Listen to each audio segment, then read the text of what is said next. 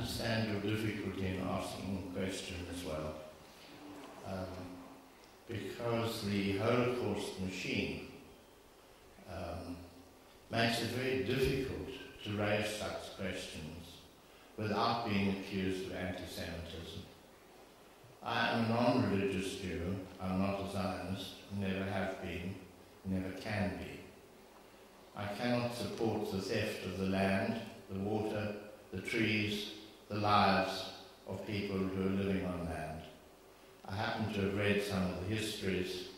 The idea of an empty land waiting for people to populate it in what is historically Palestine is as false as the claim of Afrikanerdom, the apartheid theorists, that South Africa was an empty land waiting for people to fill it. And those are the whites, the elect of God, and they equate themselves with the elect of Israel as well.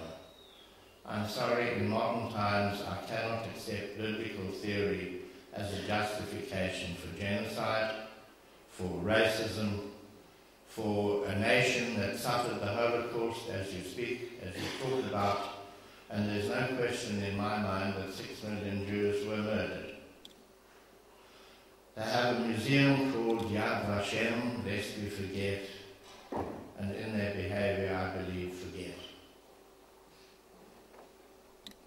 But what we have to remember, and what the Holocaust machine does not allow us to remember, is that in the Nazi era, at least 12 million people were murdered in the death camps, not just 6 million.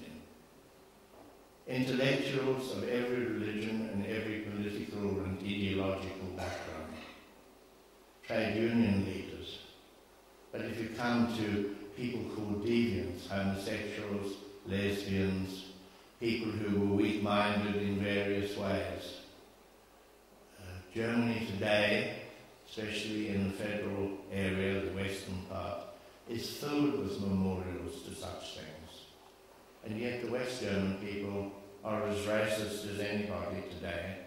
And the East Germans who come out of socialist German Democratic Republic, even more so, because they were cut off from foreigners by their own internal controls and contradictions.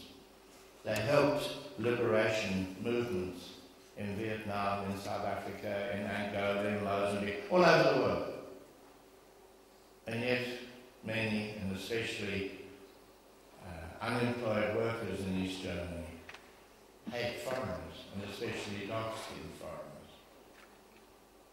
But Western Germans speak disparagingly of Eastern Germans. They call them Ossis and Wessis.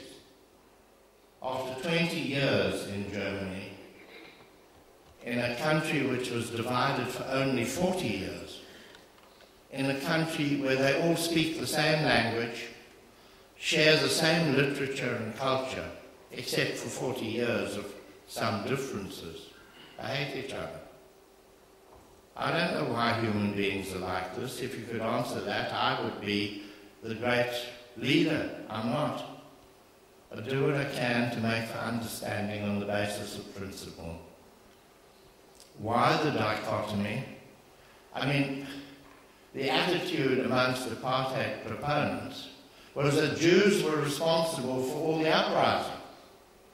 I mean, look at the RivoniaTrial. Of all the whites there, Goldberg, Cantor, Bernstein, we were all of Jewish extraction. Bernstein wrote his book based on Milan Kundera's saying, memory against forgetting. He doesn't mention once that he's of Jewish extraction. It was not important to him. My attitude to it is quite simple. My name's Goldberg. You look at my face, you look at me in disguise, and you say, that's a Jew. Am I right? I'm not religious. I'm not a Zionist. I'm not a member of any specific Jewish organization. But as long as there's anti-Semitism, I have to say I'm a Jew. Otherwise, I betray my belief in tolerance, and I run away from a reality which is imposed upon me. I didn't choose it. So that's my answer to you. The dichotomy, there are a couple of histories of the role of Jews in apartheid and in opposing apartheid. Some very serious sociological studies. And I hate to say it, that there are people of every ethnicity who will use their connections to government and to power to get rich. And I'm 77 years old. You heard I was born in 1933, 33 to 2010, 77 in my maths. And I've seen a whole range of people get rich during my lifetime. During the hungry 1930s, after the Depression years when I was little, you know, at the age of 6, I was reading the newspaper headlines. I knew about poverty, I knew about depression, I knew about unemployed workers. My parents fed strikers on the picket line, took them hot coffee, hot soup, sandwiches. Didn't matter if they were white or black, they were workers. Workers were going to bring freedom. So I've known this all my life. And at the same time, people were getting rich. Some immigrants from Eastern Europe, many of them Jewish, people from Britain and elsewhere in the 1930s, and in the 1940s, during the war, the industrial economy doubled in 6 years. Capitalists got rich, and those who could climb in got very rich.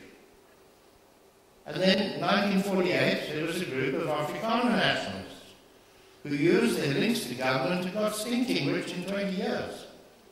And they're barefoot, bare-assed kids who came off the land. By this time, were judges and gynecologists, and I mention them because they're highly paid, you see. But doctors and lawyers and every profession, even to the point where they built a lovely university for engineers here in Port Elizabeth. And now there's a new ethnic group getting stinking rich at the expense of the people. I want you to answer that question and that dichotomy. Will you think about it, please? How do we justify corruption, the misuse of power to win contracts, to cheat on contracts? And I'm not making it up. When the former Minister for Social Development, Dr. Zola Skweyiya, a young man originally from the Eastern Cape, grew up in Simonstown and in Cape Town, said 70,000 officials in his department, he announced it in Parliament, were convicted in internal inquiries and disciplinary proceedings of corruption, of stealing state money meant for children and pensions and what have you. 70,000 stealing from their own people. Now, I don't want to make it an ethnic issue. People are people. And we who believe in democracy and clean government, it's up to us. And not to say, oh, he stole the food from the school feeding scheme and sold it illegally, and we say, what a clever businessman. He took the money, he took the bread out of the mouths of our children. And we praise him. Explain that dichotomy. Then we can start talking, and what I'm requiring of you is to cleanse your mind of these ethnic categories and think about people as they are and why we do it. That's what I'm asking.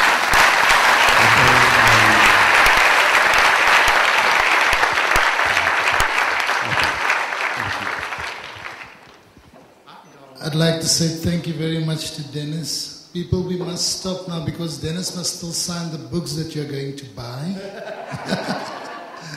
I'd also like to once again say thank you very much for gracing us with your company, Dennis. Thank you. Thank you very much. Also to you as an audience and to the people making the video and to the sound, thank you.